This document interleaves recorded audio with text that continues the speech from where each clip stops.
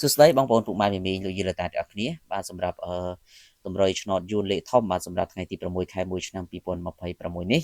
បាទយើងក៏បានធ្វើការសម្រិតសម្រាំងនៅតម្រុយលេខបាទគឺល្អមែនទែនសម្រាប់ចែកជូនទៅកាន់បងប្អូនដើម្បីយកទៅធ្វើការផ្សងសំណាងហើយសម្រាប់បងប្អូនម្សិលមិញ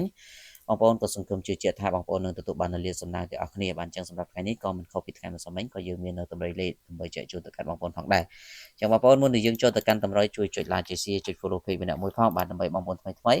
បានទទួលនៅវីដេអូនេះទាំងអស់គ្នាបាទដើម្បីយកលេខទៅទាញទាំងអស់គ្នាផងដែរបាទសម្រាប់ម៉ោង1កន្លះឆ្នោតយួនថ្មីបងប្អូនពុកម៉ែមីមីង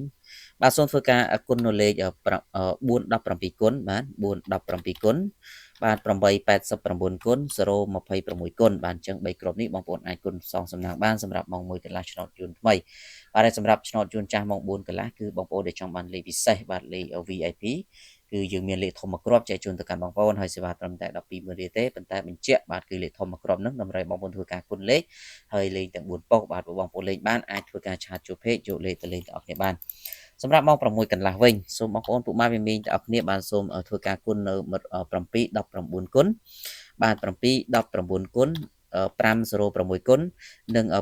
674គុណបាទអញ្ចឹង3គ្រាប់នេះបងប្អូនអាចធ្វើការគុណបានសម្រាប់ម៉ោង6កន្លះបាទអញ្ចឹងពុកម៉ែមីមីងសម្រាប់ថ្ងៃនេះខ្ញុំមានតែប៉ុណ្ណឹងហើយសម្រាប់អ្នកដែលចង់បានលេខពិសេស VIP សូមធ្វើការឆាតចូលពេកទាំងអស់គ្នាអរគុណជូនពរសំណាងល្អត្រូវឆ្នោតទាំងអស់គ្នាសូមគោរពលា